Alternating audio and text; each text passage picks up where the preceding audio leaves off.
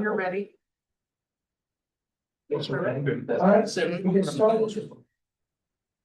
So, welcome everyone. Today's Lehigh County Authority Board meeting, October 27th, 2025. Let us start with the roll call, please. You bet. Roll call of the board. Amir Famili. Here. Jeff Morgan. Here. Ed Lyons. Here. Linda Rosenfeld. Here. Kevin Baker. Tom Ziller. Here. Here.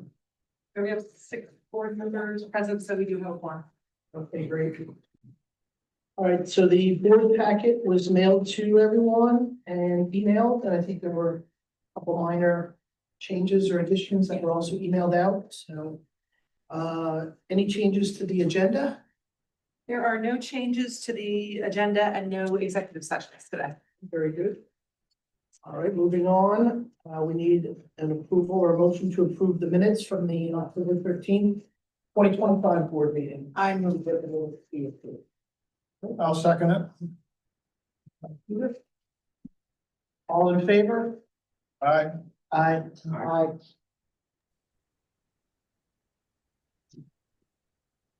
I'm gonna ask if there's any opposed. Yes. Any opposed? Any abstentions? No.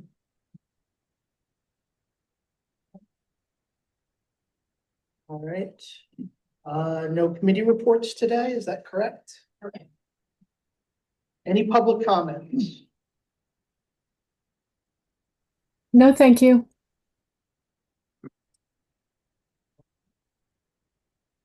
Moving on to action and discussion items. Under Finance and Administration, we have Resolution 1025-1, authorizing the authority's application for grant funding, equipment purchase, and equipment purchase. It's in the blue documents in our packet. All right. So this is a fairly straightforward request. We do these whenever we're doing a grant application. We ask for board approval by resolution. I just want to clarify, when we published the agenda, we had the wrong project description in the resolution. It is not equipment purchase, it is equipment and installation of water system valve in the city of Allentown system. If you'd like to know more about that project, Chris Swan is here to share, or Joe, about the project. But just to kind of wrap up what's requested here, the local share assessment grant is an annual application that requires board resolution for us to apply. It's a max of $1 million, and we happen to have a project that is a little over $1 million that fits really nicely into the program requirements. So we're asking for board approval to make an application. Grants are due in November, so we do need to have this today. Chris, did you want to say anything about this project? No, the internal team is kind of really excited for the opportunity. What this will allow us to do is we have a dedicated large valve program, but what happens is through the course of years of doing all of our valve exercising, we come up with long lists of smaller valves, 6s, 8s, 12s that are either broken open or cause emergency issues. And what this will allow us and our team to do is address a large portion of these smaller valves that we know cause issues. Perfect example is just a week or so ago, we had an issue on the east side and ended up having to close or touch 17 valves to get a shutdown to fix a valve 16 valves away. This project, this program, this grant would give us the ability to address those other 16 valves in that area, replace them with new valves. So we know in a true crisis and emergency situation, we have to touch 2 valves to be able to isolate part of a system to do a repair. So I hope that was not too long, but that's what we're looking to do. Okay. I just have a brief question. Is there a match or not? And what is the match? Oh, gosh. Chris, are you familiar with, when you talk with Tori, is there a match on this one? I don't think there is. Which is $1 million? Yeah. Three? Those are the best kind. Yeah. This particular project, though, could be significantly larger than $1 million. So if there is a match, it wouldn't be an issue. Okay. Very true. If we had decided to do all of the valves that we have issue with, it would have been Oh, yeah. about triple that. But what we did was Joe and his team were able to identify the highest priority items. A lot of them are on the east side of our system, which is the older part of our system, so. What is a statewide local share assessment grant? And so this actually comes from, casino money. So it's the taxes, I guess, or fees that come from Why don't you say that? gambling, I know. Well, it's the local share of that particular revenue stream. in the Tainted state. money. Yeah. All right. Take it. Any other questions? Nope. All right, so we need a motion to approve resolution 10-25-1. So Pete? You're first. Second. Just to make sure everyone heard, can you say who made the motion and who seconded? Yep, motion made by Peter and second by Linda.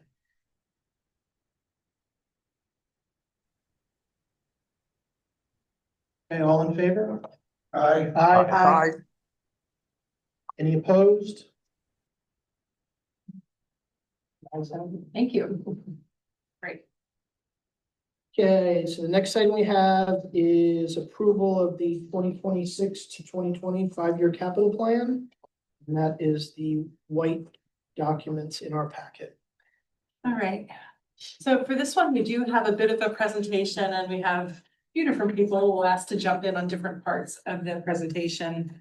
It's been a couple of months since we last talked about capital plan. And so just kind of give a little bit of an overview, a reminder of what that's about.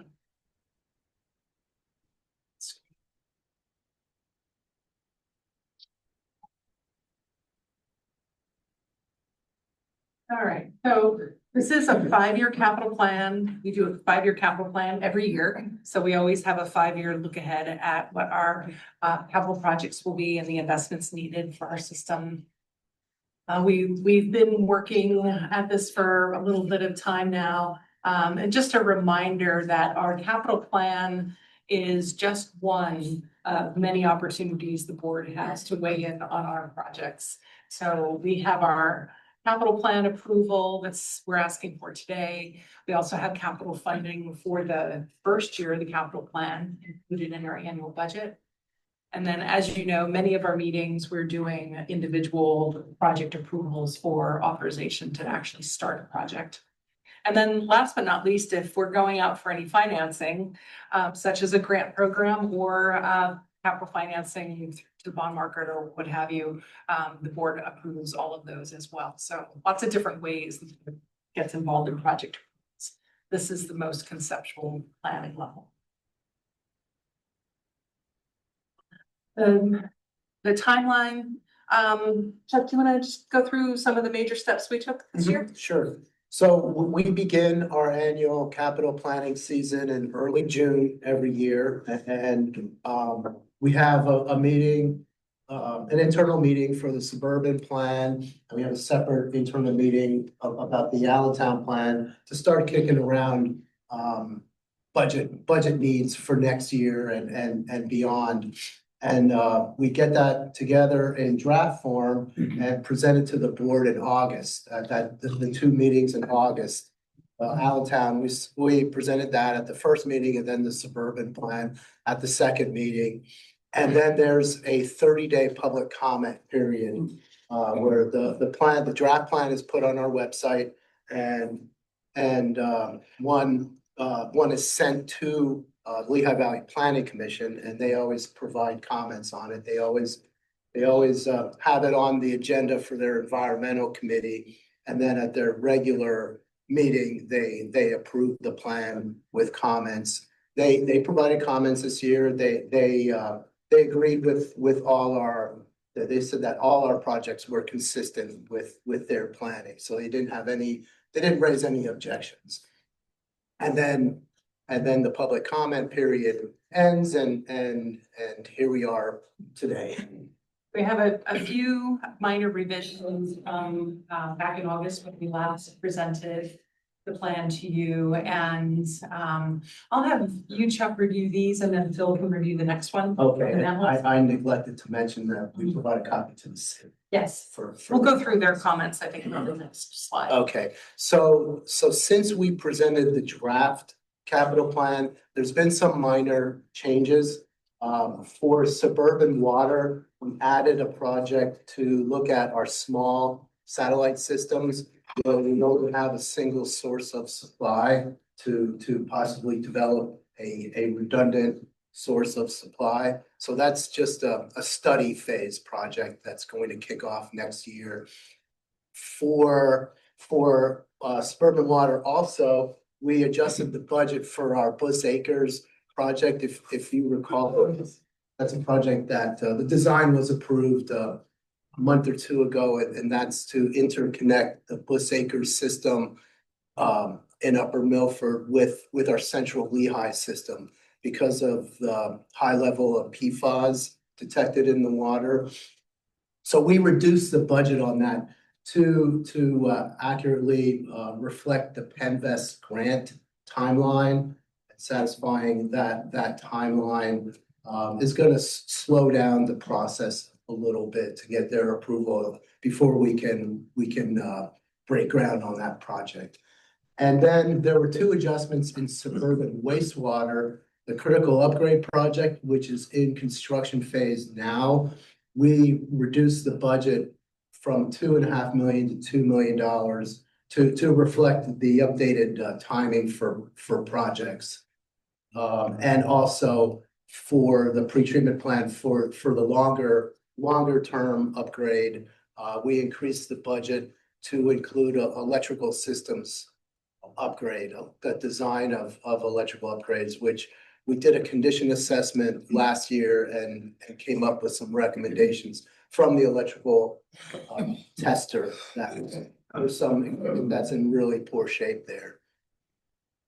So those are the changes to the suburban water and wastewater capital plans since the draft plan was presented. So these are relatively small dollar amounts that have changed, but included in your packet are updated financial sections for suburban water and suburban wastewater to reflect these updated numbers. There was one other change to the capital plan that is more contextual than impactful in terms of budget. There is no budget change on this one. But if you reviewed the letter that we received from the city of Allentown on the capital plan, there was a focus in their comments about the manhole project. And then one other project, we did respond to both of the city's concerns, and then subsequently had some additional correspondence from the city, and then discussion with the city about what their concerns were with the manhole project. As it turns out, probably the primary issue is that our plan document was carrying over project description from the prior year and not updated with the current approach that we're using for a manhole project. And so Phil, do you want to just talk to that a little bit? What the adjustment is on the project description? Surely, so yeah, so there's no money adjustment, it's all just text clarification. As you saw from Chuck, it starts in June and text gets added and it needs to be revised, but sometimes it doesn't get revised in time. So again, so the text revision is focused on the where in the future beyond 2026 for the manhole rehab. And not to go into details, but there's 8 sewer sheds in the city. 2 of the 8 are standing out as the first 2 to tackle Trout Creek and East Side. So our focus for the SRP work is Trout Creek, and our focus for the manhole rehab is Trout Creek. There are 6 basins within Trout Creek, and we're tackling 3 of them. 2026, with the intent of putting a temporary meter back in around this time next year to start collecting data to assess whether the rehab that we're doing is effective or not. So it's all about clarification as to what that's going to look like. So again, 2026 would be Trout Creek, 27 Trout Creek, and then we're going to pivot off of Trout Creek, go to East Side. So there's this clarifying of the programmatic approach. that we're gonna take for the rehabs. So, again, there's no financial change on this one, but we wanted to share the descriptive change that we made to that document. Question. Sewer basins, how many were there, you said? There's 8 sewer sheds, Your sheds. and within each sewer shed, there's, between 4 to 7 basins. What is a sewer shed as opposed to a sewer basin? Sewer sheds like the bigger global look from a higher scale, and then the sewer basins are the drill down more into the detail, look geographic. It's all geographic based. I understand. Yeah, so it's just how the points come together. Here's the sewer basin comes here, sewer basin comes here, and if you add the two up, that's the sewer shed. Oh, It's a okay, terminology. okay. All right. Maybe think of it, if you could think of a map that has a river system shown, and you have the main stem of the river, but then you have tributaries. The tributaries are No, I kind of get it. I was just curious with the nomenclature. There's 39 basins, Basins. 8 sewer sheds. 8 sheds. Basins make up the sewer shed, yeah. And Trout Creek on each side of there are our 2 focus right now.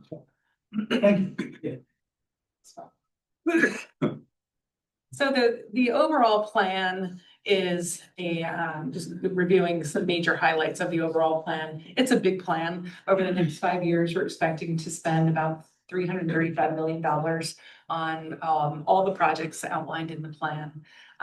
This is the first time in a little while that we can say this year's 5-year plan is actually a little lower than last year's 5-year plan. So we dropped about $20 million out of the plan this year. Some of that is due to projects being completed. We have a couple of big projects happening at Kleins Island, like the substation project and some other things that are being completed. So those come out of the plan. And the other major driver for the decrease is phasing of pretreatment plant upgrades, where we had it kind of all baked into last year's 5-year plan. Now we have a longer term look at what those projects will look like. So little bit of good news there. And as you can see, these projects, the bulk of the plan really concentrated in these last 3 categories that are circled here: wet weather projects, wastewater facility upgrades, and then regulatory driven projects. And when we talk about regulatory driven projects, well, we're talking about lead primarily. We have had many conversations about the lead program and the need to replace all lead service lines in City of Allentown and our suburban division. We have a 10-year estimate of about $300 million that will change over time as we get our inventory a little more narrowed down and understand how many lead service lines we have. But it's a huge undertaking, and we have the first 5 years of this program included in this capital plan. So major regulatory requirement. If you haven't seen it, we do have a dedicated webpage on this at lehighcountyauthority.org/lead-free. And on that website, you can view our interactive map, put in your address if you're an LCA customer, and see what our inventory records say you have as far as lead pipes. So I just want to give a little commercial on that tool that's online for all customers. The other major driver in the plan relates to the sewer system and the Kleins Island Act 537 plan, which in all caps completed, approved, and submitted in October on time. Thank you very much, Phil DePoe. Approved internally, not by DEP. Municipalities, DEP is looking at it right now. No comment. Yeah, so in prior conversations, we've really focused on the planning process to get this plan put together. Now we are focused on implementation and digging into those details. This is a very large system, as you all are familiar with. So a lot of work went into getting that plan approved by the 15 I municipalities. have a question. Yes, sir. Regulatory driven projects. You mentioned where included the lead project. Yeah. Kleins Island. The regulatory driven projects primarily is the lead. We also have PFAS projects included in that category. And this was regulatory regulations from the state and the federal government? Yeah. Mhm. Right, so the EPA passed the lead and copper rule improvements, which require the lead removal of all lead service lines. That's an EPA requirement. And that's driving that major cost. Same thing with regulating PFAS in drinking water, so. Is it, I'm getting off subject here, but that's okay. Is it safe to say that if there weren't the regulatory aspect of this, we would not be doing these projects? We would not be aggressively removing lead service lines from the system, no. That is correct. The PFAS? The PFAS, we make determinations of our treatment needs based on regulation. So if EPA didn't have a regulation for drinking water and DEP also didn't have a regulation for drinking water for PFAS, then we likely would not be treating. So this is a case where government actually came in and told us what to do. Yeah. And we abide by the regulation. And that's pretty much how the water industry operates. So all of our treatment process is to meet various regulatory requirements, whether it's chlorine, how much chlorine, how often we test for bacteria. All of those things are driven by regulation. Thank you. And you could say that this regional Act 537 plan is also driven by Yes. regulation, because we had a major violation Yeah. of our permit a few years ago, and that prompted this whole planning process. Yeah. So the plan itself, the Act 537 plan is also a 5-year plan. We looked out 10 years and longer for planning purposes, but the actual monies and the projects that are included in the plan are 5 years, 5-year look ahead. They're mostly focused on sewer rehab projects, so like the manhole work that Phil just described, as well as some upgrades at Klein's Island to address pumping capacity and peak wet weather projects. So it's a major cost driver for our plan. The timeline, you've seen this before. We went through many years of planning. Now we're in the approval process, meaning it's in DEP's hands to approve and moving into implementation. This slide just shows a few other categories or major projects that are driving costs within the 5-year plan. So I mentioned lead service line replacement. We have $92+ million included in this 5-year plan, and then we'll have a lot more as time goes on to get the rest of the lead service lines out. And then lots of other categories. You see PFAS in there, the pretreatment plant in there, the I&I program, etc. Some of the highlights from the plan. And all of those sort of fit into these major categories at the bottom of the list. So, Ed, would you like to review this one? Where the money's coming from? So we're gonna spend $335 million with operating revenues and current cash flows contributing almost 184 million, so covering almost 55% from that avenue. We have some prior borrowing that'll come into play and a little bit of new borrowing. So that'll be worth $123 million or 37%. And we built in 29 million plus in grants into the plan, and that'll be about 9%. And on this one, we actually backed down on the grant piece because of the uncertainty about future grants that are going to be out there. I think our plan last year included 11% grant funded. So we backed down on it somewhat from prior, and we'll just have to see how those programs continue as we get through the next year or two. So the public comment period, I think we've already described the comments that we got, but I want to talk about it, how that went. Term distribution. Yeah. So the draft plan was sent to Lehigh Valley Planning Commission and the city. And they both provided comments. So those are the only written comments that we received. Do we ever receive comments from anybody else?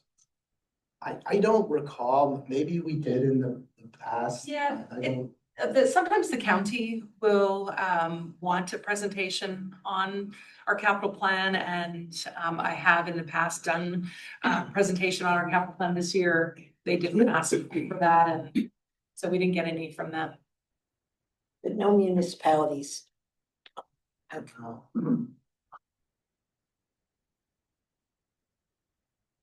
all we have for presentation on the capital plan.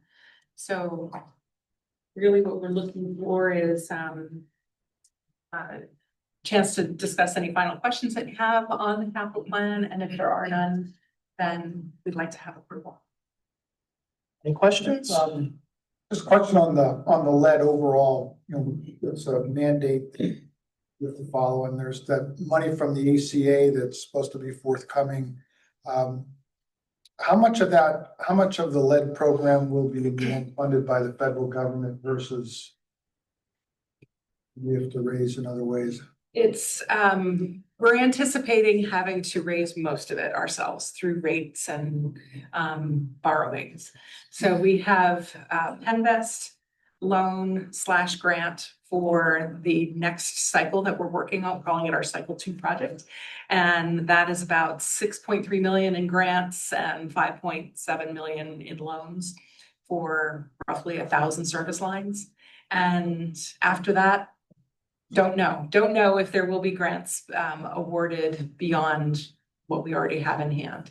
And so assuming there are not grants available, then we'll have to fund it through loans and rates. So all the brouhaha about, you know, I forget how many billion they said they were putting into it with the ACA.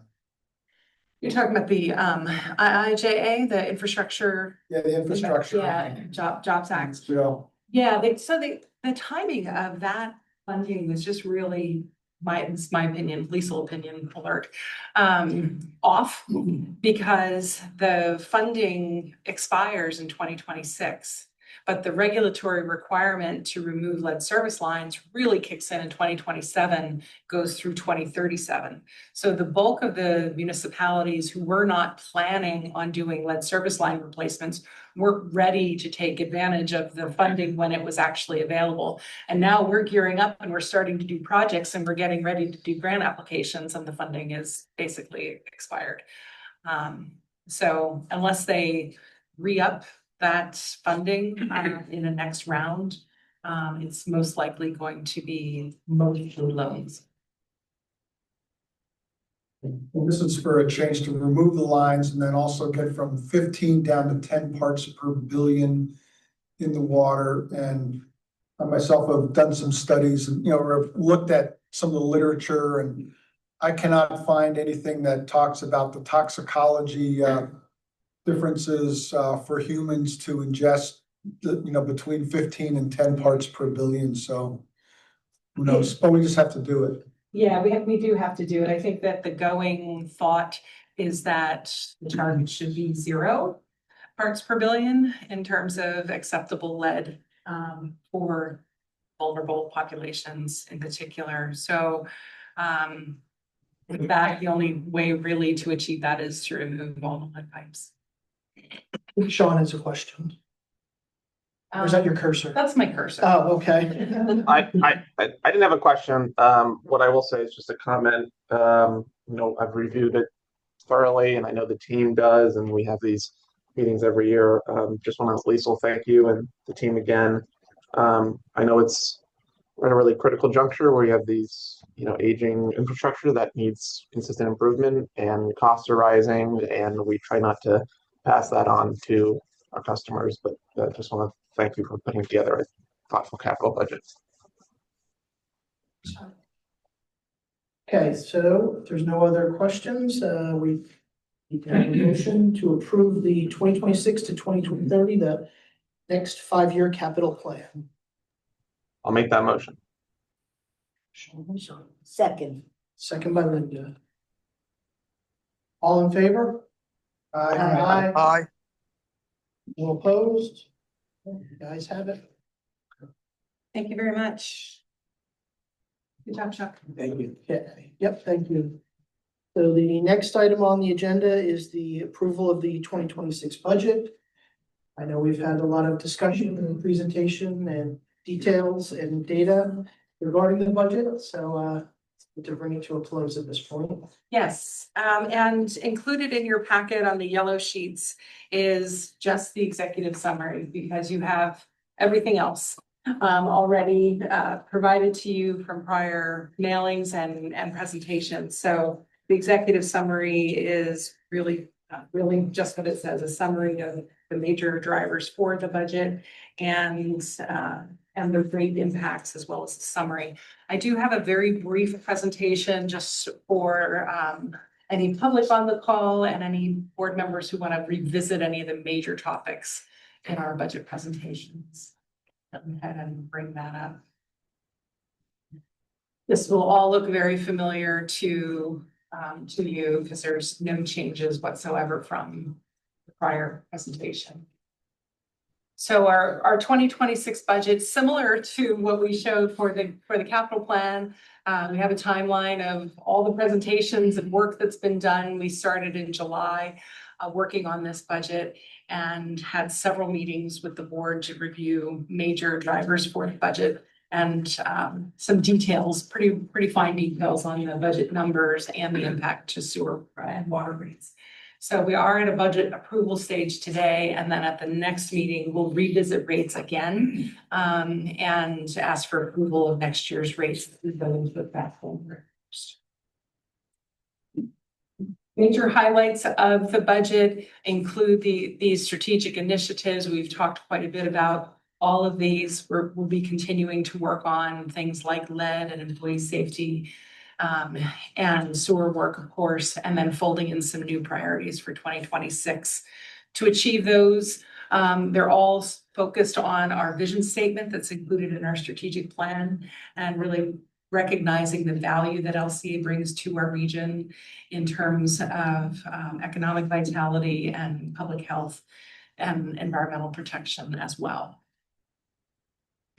So we have a few items that we've included in the budget to support our strategic initiatives from a consulting or study standpoint. Those are shown here. We've talked about all of these previously.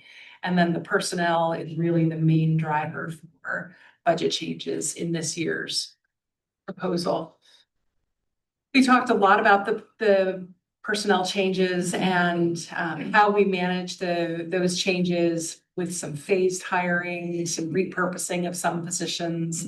Also working on developing some tracking mechanisms for overtime and contract costs, because we're starting to insource some of our field work that we typically would traditionally have contracted out. So we want to make sure that we're still giving best value to our customers through those programs. This is where we landed in terms of new positions for 2026. It's a total headcount change of 10, which is a lot. We recognize that. They're kind of broken up into three main categories. The top category being more business services, technology, facilities, those kinds of services that just support a growing organization. Our lead program having some internal capacity to continue to complete field work on our lead program, both on the canvassing side and the pipe replacement side. This will not replace contractors going out there and doing the large projects, but will support those larger projects, as well as the emergency line pulls and a lot of the other smaller projects that happen with this program. And then on the I&I or sewer rehab program, again, we talked about adding a small field crew to help support the overall goals that are included in the Act 537 plan. And in particular, the manhole project that Phil described earlier would be a focus for this field crew, because it's work that we actively can already do. Just add some capacity to complete that work. This just shows you that we do have some current vacancies, and we always kind of like to touch base and show where those are in the organization. Are kind of across the whole organization in field services, treatment plant operations and administration, and capital works as well. So few openings here and there. We do need to spend more time working on the treatment plant operations side, and maintaining shift coverage has continued to be a challenge for us. And then defining those new positions for 2026 to get started on recruiting. Some other budget assumptions included our wage increases. We do have union contracts, so those are kind of baked into how we handle wage increases. We have a benefit cost increase for non-union benefits of 10%. Inflation, of course, and customer rates. The major drivers for the budget. And we've looked at this a number of times already, but you might want to highlight some of the key things that are of interest. Okay. Debt service coverage ratio is where I would start. And if you look across that line item, you're at 2.36 in suburban water, 2.16 wastewater, 2.19. All of that sounds really good when you say our internal target is 1.20. So we're doing well there with respect to that. We are going to spend a lot of capital, in total $63.5 million just in budget year 2026. Most of it is coming from existing reserves and from operating. It's total, just looking at in suburban water, $6.1 million, wastewater, $798,000, city, almost $30 million.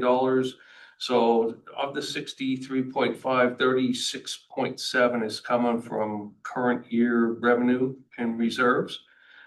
We have some existing project reserves that we'll use in suburban wastewater, 5.9 million, city, some leftover borrowing, 15.3.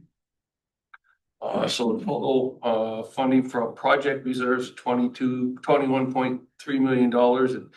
And as Lisa mentioned, when she was talking about lead service line replacement, we will borrow $5.7 million in the budget on the city side for lead service line replacement. And that will be based upon funding offer that we expect to close on in 2026. Cash flows, at the end of the day, we should see, I'm just looking at 192 days operating cash on hand in the suburban water. We are dropping down and using up reserves in suburban wastewater. As we talked about, it's less than what I'd like to be at for 180 days. But given I'll call it the unknowns out there in suburban wastewater land, we're better off far right now. City division will end up at 310 days, so altogether 211 days. And Mr. Here we go. So we have total revenue up there on the top of 120 million. Mm-hmm. And we have operating expenses of 60, correct? Correct. Okay, Good. that's net of depreciation. And we're going to spend 60 million on capital expenditures. This will be a real rough year, right? That's fine. You got it. We have 120 revenue. Essentially, we're spending 120, just that simple analysis, right? Right. And we're essentially going to borrow some of that and finance the rest of it ourselves. So it's that's correct. For just a snapshot of the year, we're a $120 million organization, and we're going to spend all our money. Yes. Yeah. And you hit it right on the head. We're not borrowing a lot this year. No, we're not. Yeah. On purpose. So just what we already committed to with the funding offer. Will it do to us? It make me nervous in suburban wastewater. And Ted, your question speaks exactly to this snapshot that I put together, so you don't have to pick out all the different numbers. But yeah, revenues of 120 million, but expenses exceed that. Ted, you forgot about debt service. That's a big one. 24 million. Yeah, 24 million. Debt service. Yeah, sorry, yes, I skipped over that. That was not included there? That's included on this sheet, but in terms of how we're spending the $120 million in revenues. Oh, yes. Yes. on expenses. Got it. We added debt service, yeah. So that kind of shows where we need to use some new or previous borrowing or reserves to kind of keep things thoughtfully balanced.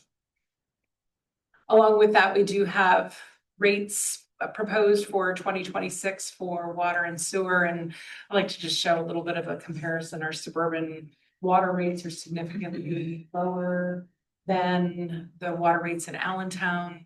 But it's the reverse for sewer, and that's just a product of intermunicipal agreements and the lease agreements and how rates are structured across our different service areas. We did go through rates in some detail at the last meeting. This is a summary, and hidden under my bar here, I can't let that go away for some reason. Here, just like that, magic. The rates are already posted on our website, so customers can take a look at what it will look like. We have a summary here showing Allentown rates going up by about 7%. Suburban water and wastewater are more like in the 4% range. And then of course, all our signatories. These are our summaries that we already have gone through, but giving you an idea of the actual customer impact to a residential customer, about $74 a year change for water and wastewater in Allentown. Suburban water, we have a lot of customers where we only charge water, so we have to look at water and wastewater separately for suburban. And suburban water customers will pay about $15 more per year. And wastewater for suburban, we have a couple different types of systems in our collection, sewer collection only systems, Upper Milford, Weisenberg, and Low Hill townships, about $12 more a year. And in our small systems that have wastewater treatment plants, they're a little more expensive to operate. We'll see a higher increase of about $36 per year. So altogether, this is the comparison graph that we work on every year and show how LCA's rates in the blue bars compare to other communities across the Lehigh Valley, and then some other urban communities in Pennsylvania. So we can see that while we have a continuum and a spread of rate impact to customers, generally we fall in the middle or on the lower end in our suburban divisions. Maybe put a little bit more simply, if we look at it as a monthly rate, what does it cost somebody every month for water and sewer? We see across those 27 communities, a low of $46, a high of $151, and we're right there in the middle. The average is 89, and in Allentown it's 93. So it's all fairly comparable, right in the middle. We do have some ways that we like to provide support to customers. We do have our funded, LCA funded hardship program. We spoke about that a little bit, and Sean, I owe you some details on how that program's working. We do offer payment plans, try to provide great customer service, so we help customers manage their bills. And then we kicked off an affordability study this year, and we'll get into more detail on that next year. Find out more about those programs on our website as well. So those are the major highlights of the entire budget process. And today we're asking for approval of the 2026 budget. We are also currently doing rate change notifications to townships and industrial customers, posting it on our website, et cetera. And we'll be looking for board approval of the new rates next month. Okay, any questions? Nope, hearing none. Okay. Well, then we need a motion to approve the 2026 budget. So moved. Ed, I'll second it. and second by Peter. All in favor? Aye. Aye. Aye. Nobody's opposed. Okay, the ayes have it. Thank you. Thank you for the time and effort, all the hard work, get that done and behind us for this year. Thank you very much.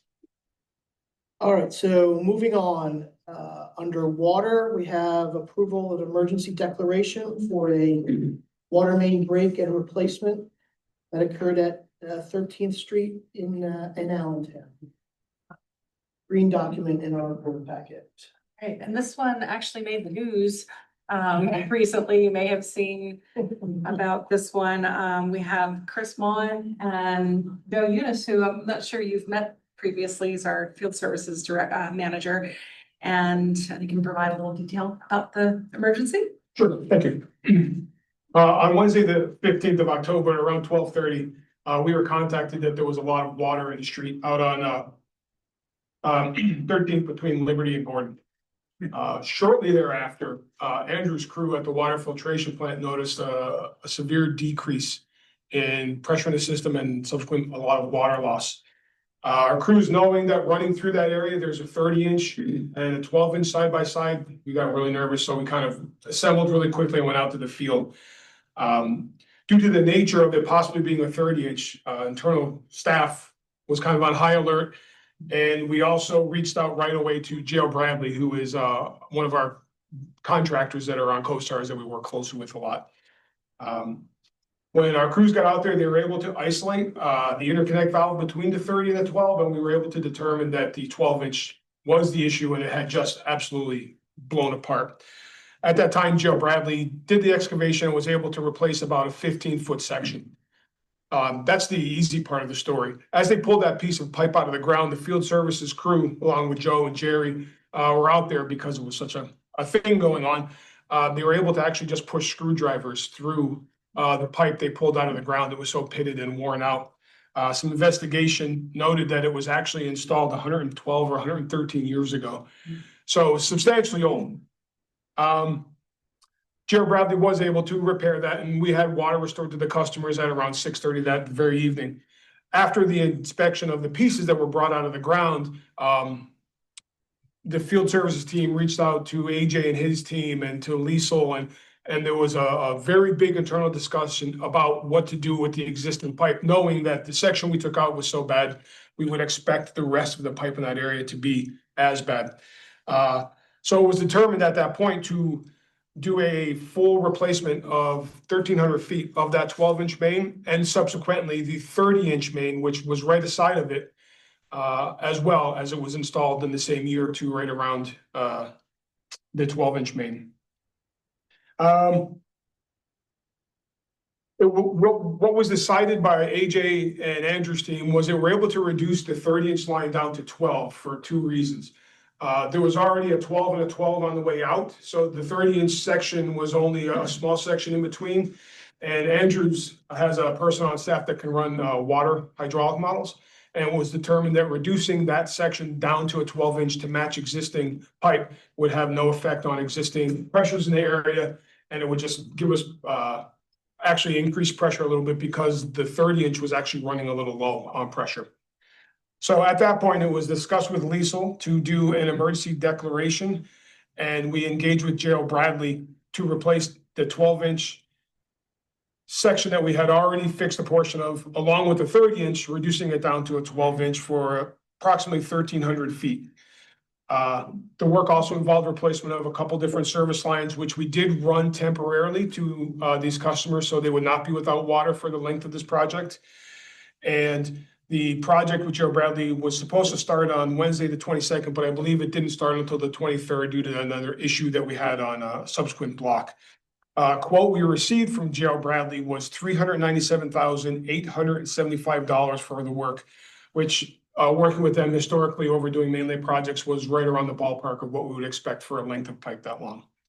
So due to the time-sensitive nature of the repair, the emergency was declared administratively on the 15th of October, 2025. The LCA Board of Directors is asked to approve this declaration retroactively to the 15th of October, 2025 to cover expenses already incurred or expenses to be incurred as a result of this emergency, and waive standard purchasing guidelines as a result of acting as expeditiously as possible to address emergency. I read that last paragraph verbatim to make sure it was legit.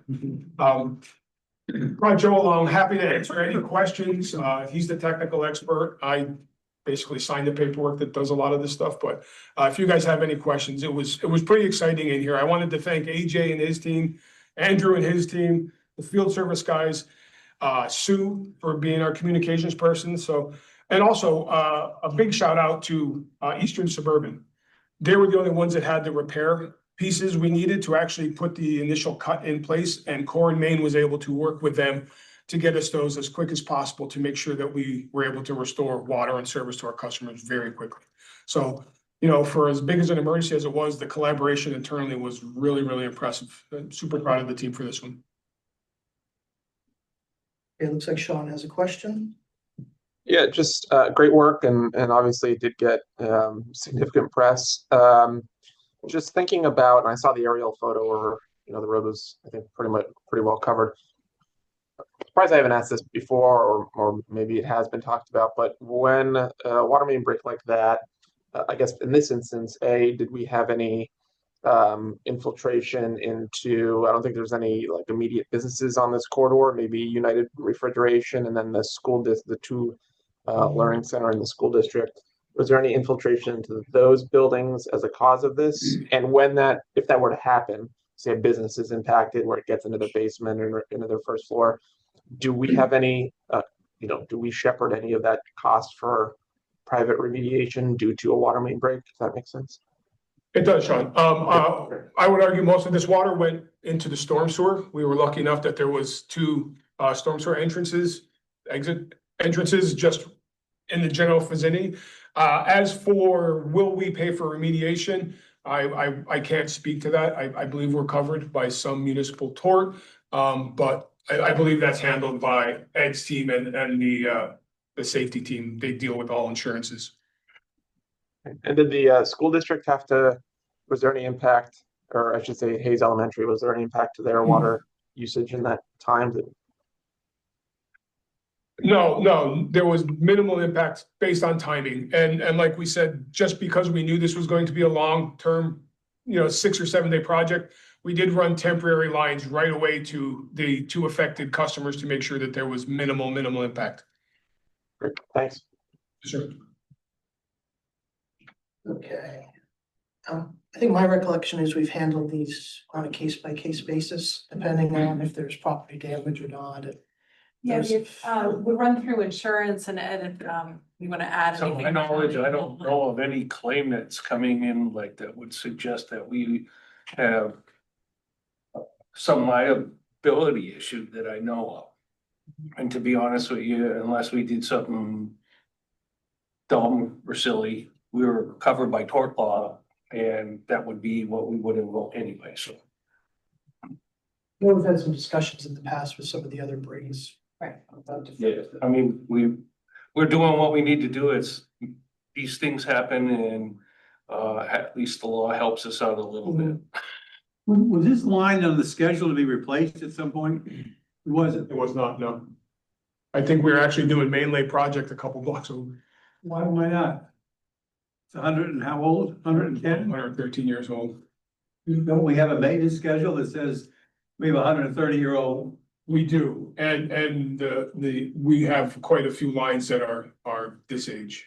So, as priority comes up year by year, we do evaluate. Chuck and Jason Peters work closely with Jerry and Joe, and we try to identify these areas, which I think is why this emergency was so imperative, is that we had an opportunity, the ground was open, we saw an issue, and we were able to get to it right away. It would be remarkably expensive to address all of the major concerns all in, a year or two. Why was there a 30-inch line between two 12-inch lines? That 30-inch line is the transmission main. So the 12-inch line was the distribution main, but the 30-inch was the distribution main getting the water out to that portion of town.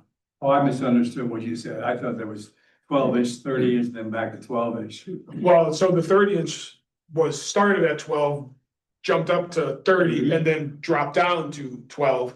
So after running the water model, it was determined that You need the 30-inch. you need the 30-inch.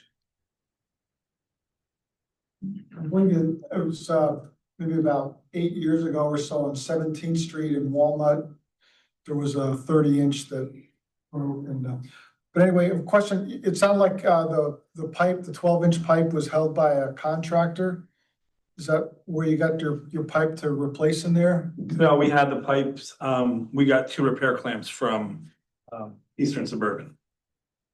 But our LCA brought the pipe to the repair. Okay, so we do stock ourselves. Absolutely, yes, sir. And we did have the fittings for the repair, but we have regular standard fittings and oversized fittings, and this was oversized yet, so that's why we needed to borrow from someone else. How are lead times doing on these parts now since the pandemic? I guess better, but yeah, not the best. Well, anyway. But we do good to stock. Have stock, yeah. Yes. Yeah, we try to have a little bit of everything, but to Joe's point, there's 12-inch standard, 12-inch oversized. And then you get in these old 113 years, not always exactly round, so it requires some special equipment sometimes. And we were really lucky Core and Main was able to reach out to Eastern Suburban and get us the equipment we needed. The new pipe that was installed, the material was slightly different from the old material. Good, go iron. Yeah. Yes. Yeah, And that's the most prudent thing out there at this time. yes, Yeah, we believe so. good for another 113 years. Yeah, that's pretty good. Yeah. Okay, so my question is, do we need some type of like cost not to exceed on this declaration, or how would you like it to be worded? Typically, what we do is, we have the board approve the declaration retroactively to the date of October 15th. And for an estimated cost of the $497,875 that's included here. But then we would report final cost to you on the monthly operations report that Andrew presents to you, so. Okay. So we need a motion for the approval of the emergency declaration of the water main replacement and repair work in the area of 13th Street, and the estimated cost is $397,875. That's Retroactive to October 15th. retroactively approved to October 15th. So we need a motion. I'll make that motion. Okay, so Sean makes the motion, Linda second? Yep. Okay. All in favor? Aye. Aye. Aye. Anybody opposed? Okay. All right. Thank you. Thank you, guys. Yep. Well, that one did make me. All right, so moving on to wastewater, Suburban Division, Upper Western Lehigh Pump Station and Force Main change order approval. That is the pink document, not that.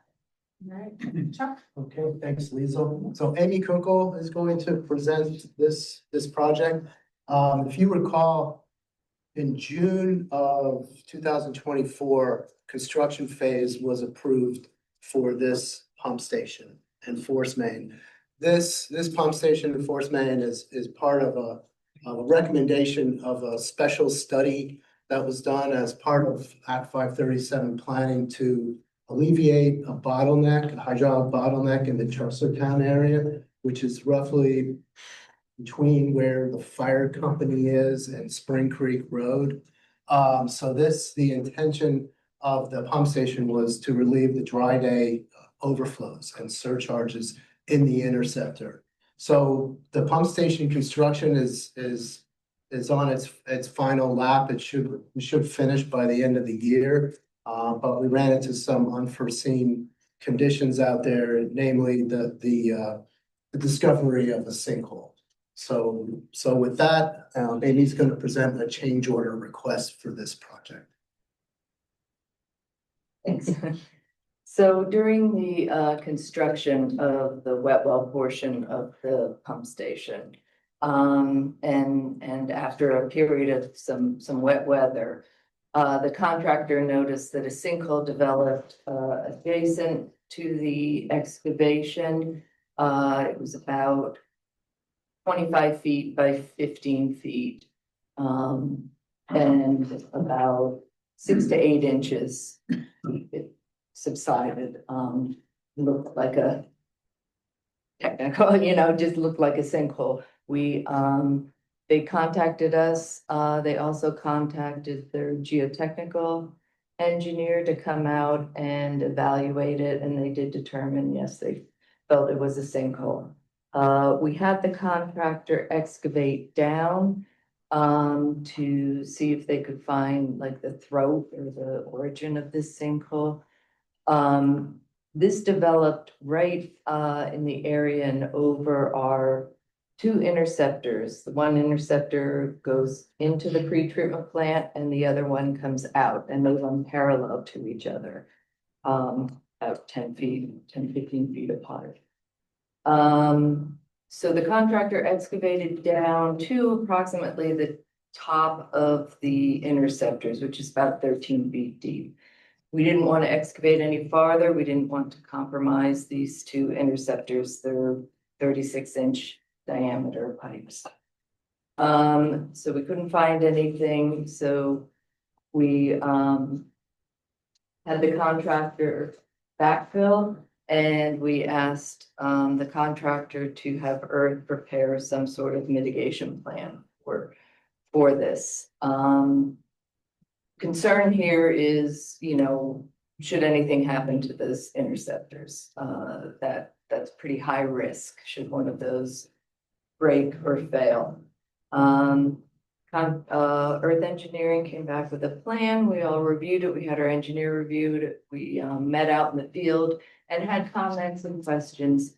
So they went back and, with our comments, and came up with a slightly different plan, which would be to inject grout in approximately 15 locations on either side of the interceptors and then in between the interceptors to essentially pump grout into the area under the interceptors to stabilize that area.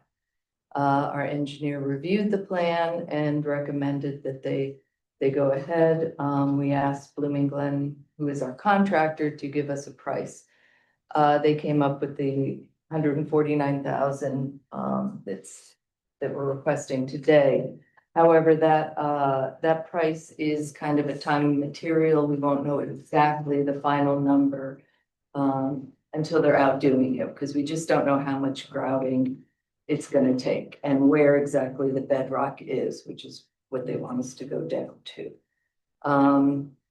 So that $149,000 includes Blooming Glen's time for the initial excavation. It includes the cost to develop this mitigation plan, and then for the contractor to execute the plan. They do have a kind of like a subsurface geotech division of Blooming Glen that would be out there doing that. We also asked them to monitor the interceptor because we were concerned with the pumping of the grout that it didn't, there was no upheaval of the interceptor. So we want to put some monitoring on that to make sure that that doesn't happen, that the grout doesn't actually push the interceptor up. So that's where we're at. It's a high cost, but I also feel it's a high risk to not do anything there. We want to make sure that those interceptors are in good condition. We did have them backfilled. They were able to continue with work on the pump station while we sorted out what we were going to do here when this day. So yeah, that's about it. Okay, thank you. Any questions? I have a question. On the change order request, just out of curiosity, looking down the breakdown here, of the costs, I noticed one is called mobilization for $16,000. What is mobilization? Well, they have specialized equipment that they need to bring in for this grout injection. to put down the, Well, yeah. yeah. And that, so it would be mobilization of that specific equipment, So it's equipment related. yes. Thank you. Any other questions? No. Okay. So we need a motion to approve the change order request for sinkhole remediation for the Upper Western Lehigh pump station upgrade project. And we're gonna use the amount that we have at this point, in the amount of $149,981.52.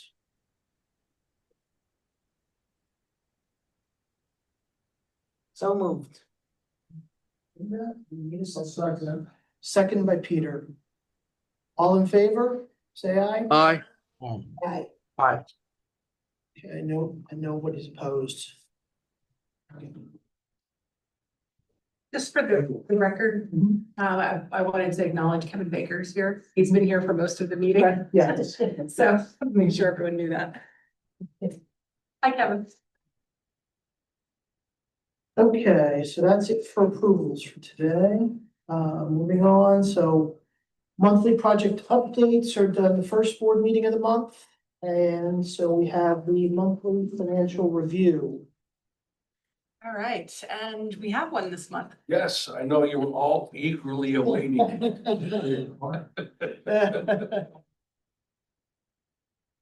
We had a bit of a pause for a couple of months as we were getting our financial system kind of figured out how to do financial reporting. Yes, we had some issues post going live. We changed to general ledger structure. So it essentially meant we had to remap a lot of things in the financial model that we use, and well, we'll say that took a little bit longer than we thought it was going to. So for the month of September, in terms of income, all three funds were on the positive side.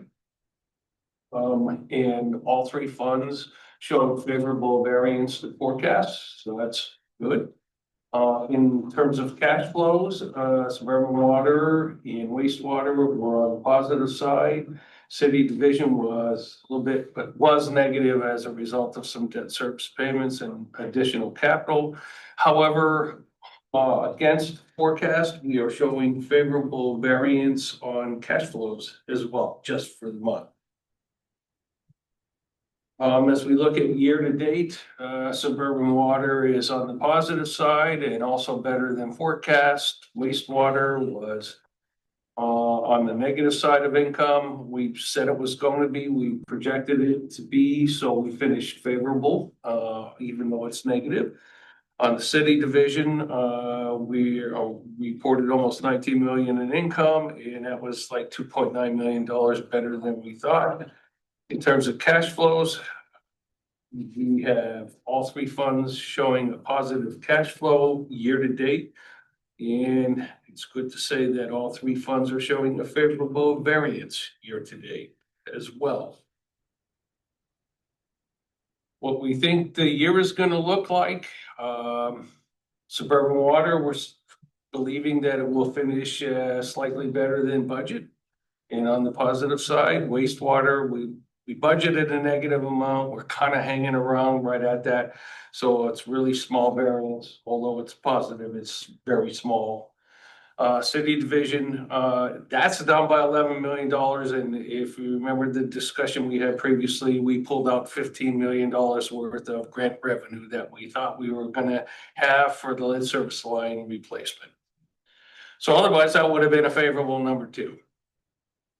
In terms of cash flows, two of the funds, suburban water and wastewater, are showing a positive cash flow. City, again, is minus $12 million.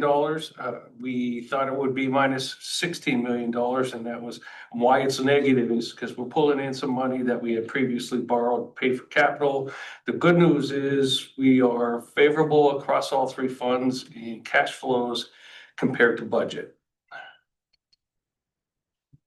Taking a look at some of the major factors hitting suburban water in terms of income.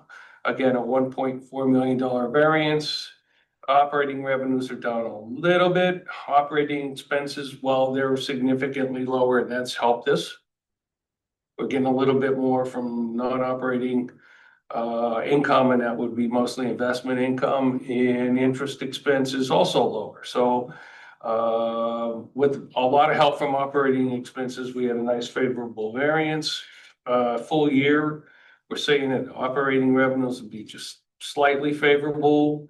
Operating expenses probably be down just a little bit, and we'll make up for it in interest income and investment income to help us out and push us in the positive realm in terms of variance. Cash flows year to date, Suburban Water, we're at $1.2 million of positive variance. You can see most of that is coming from cash from operations as a result of higher net operating profit. Everything else seems to be small in comparison. For the full year, we think we're going to be $498,000 plus better. Cash from operations will be down a little bit as we talked about lower or higher operating expenses. But we'll make up for it in investment income, and that will push us into the positive realm as well. In terms of metrics, just 2.53 debt service coverage ratio.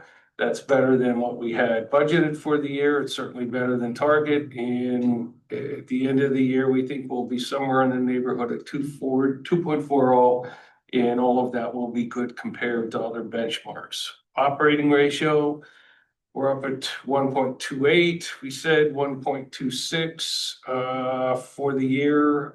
Target is 1. We think we'll just fall a little bit below that in terms of our comparison to budget, but better than our internal target. Days cash on hand, 328 days. Obviously better than our internal target, and we think at the end it'll come down to 280 and still be on the good side. Suburban wastewater, $396,000 variance year to date. So we got some pluses and minuses there that are happening. Operating revenues are down. However, we're more than making up for that by lower operating expenses, getting higher investment income, and a little bit higher in interest expense. So a couple of pluses and minuses netting out to a good positive variance. For the full year, we're saying there's probably some pluses and minuses, but at the end, it's going to net out to be very small in comparison to budget for the year. We think operating expense will be down a bit, up a bit. Operating revenues will be down a bit, and we'll make up for it in investment income, and interest expense will take away some of that gain. So cash flows year to date, $318,000 positive variance. We're getting a nice hit from cash from operations on higher net income. Missed on the debt service side a little bit of $117,000, and still, as like the other funds, getting some positive investment income to take us over the hump and put us back in the favorable realm. In terms of full year, we think we'll be at $89,000 net variance, so some negativity on cash from operations, but we'll make up for an investment income. Metrics, 2.44 debt service coverage ratio. Budget was 2.43. We think we'll finish 2.47, so it gets better by the end of the year. So against the budget target and the internal target, we're good. Operating ratio, we budgeted to be less than 1. We are going to be less than 1. We're that now, and we expect to finish that way at the end of the year against the 1.0 target. Days cash on hand, we'll be at what we're at 193. We think we'll be at 227, and all of that is good with respect to our 180 target. City division, $2.9 million income variance year to date. Most of that coming from higher operating revenue, but we're also getting some help from lower operating expenses And interest expense is pulling us in the other way. And most of that is coming from accretion on some of the bonds and also accretion related to the concession payable. There, that is very difficult to forecast.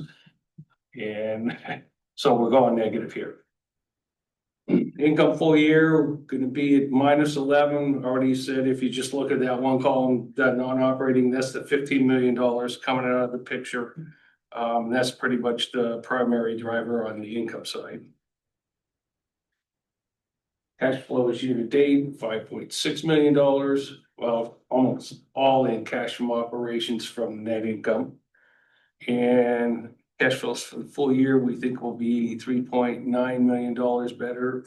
And again, this is where some of that CapEx related to the lead service line replacement comes out of the picture. It makes us look a whole lot more favorable. And then some of the other investing will be some of the costs that we have endured on some of the bond consent process. Metrics. 2.76 debt service, good. We think we'll finish at 2.13. That's all better than the 1.8 and 1.2 that we have their budget to target. Operating ratio of 2.28. We think we'll get to 1.74, which will put us even with budget, and certainly better than the target for the year. 435 days cash on hand will drop a little bit by the end of the year to 321.7, but still looking good with respect to our target. Your scorecard. The suburban water is obviously doing fairly well, 13 out of 14. City, 13 out of 14. Suburban water's kind of dabbled in between 7 to 10, and through September, we're at about 10. So actually, not that bad, considering all three of them are in double digits right now. So just summing up, for net income, full year forecast is favorable to budget. For suburban water and some wastewater, city is unfavorable due to the deferment of 15 million of revenue. At the end of the day, compared to budget, we're doing well, and the forecast is doing better than budget, and we're doing better than forecast. So that's a good position to be in. Year-to-date net income and cash flows are good compared to year-to-date forecast, and all three funds are positive with respect to metrics. So where we are through September seems to be in a fairly decent position. All right, any questions for Ed? All right, thank you, Ed. All right, next item is the monthly systems operation overview for September. In front of you, you have the September 2025 ops report. We'll start out with safety. There were 2 portable incidents. The first one was when an employee was attempting to turn a valve. He was using a wrench, and with the force in it not turning, he ended up hurting his elbow. They did require medical attention, and there was some lost time there. The second one was when an employee was out of one of the sample locations. There was some uneven pavement when they stepped out of the building, and they ended up rolling their ankle. Once again, that one did require some lost time and medical treatment. Moving on to the next page. Andrew, Andrew, this is Amir. Can you hold on here for a second? Yeah, absolutely. Did the second incident need a medical attention? According to our safety manager, yes. So that individual went to a doctor, correct? That is my understanding. Yeah, to get the ankle checked out. Okay. It seems that the lack of GSA attention is becoming a common theme in our safety incident. Can we arrange for the board to have a better understanding on our procedure and process for GSA, the updating, and so on and so forth? It seems that maybe there's a disconnect, at least from my point of view, of what GSA we do at LCA and why it's causing all this incident because of lack of attention to the GSA. Yeah, we can definitely coordinate something. Thank you.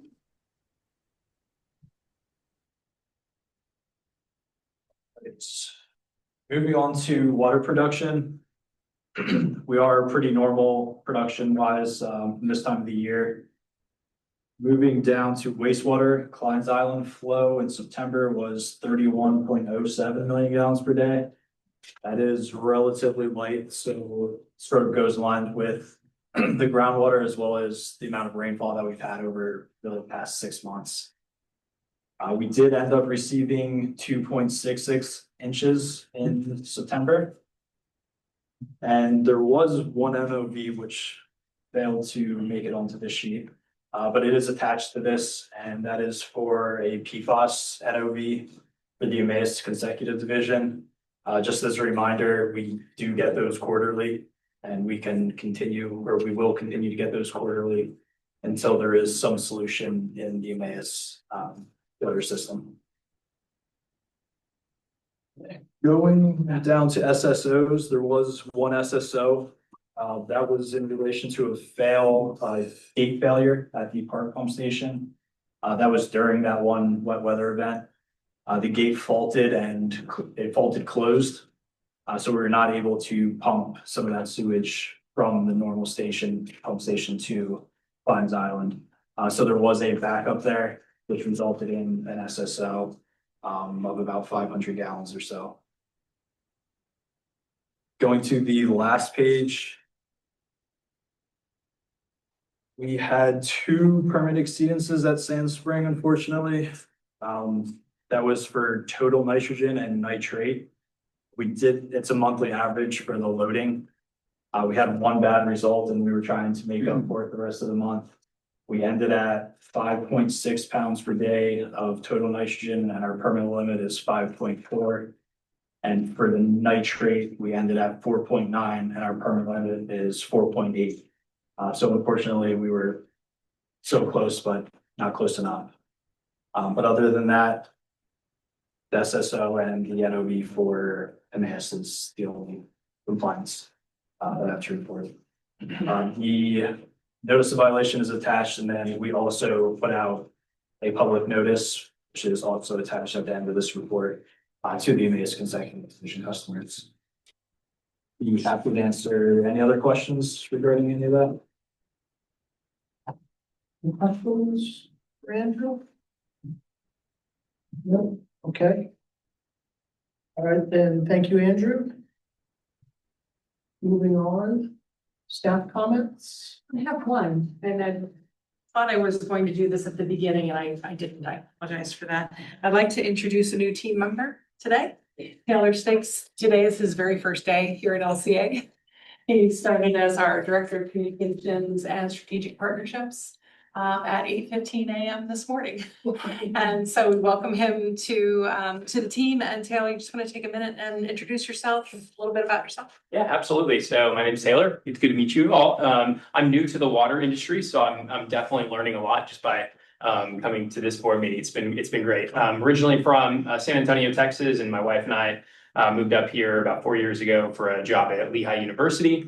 And I was over marketing communications for Lehigh University, and just recently left to come to Lehigh County Authority from a mental health telehealth app that specializes in higher ed communications. So I had the fun job of breaking down mental health advice and a lot of very extensive and complicated terminology for college students. And so now I'm stepping into the water and sewer industry. So I think working with college students for most of my career, has given me the ability to communicate with a lot of different types of people, especially when you're communicating with professors and college students. So. You're dealing with plumbers. Yeah. Absolutely.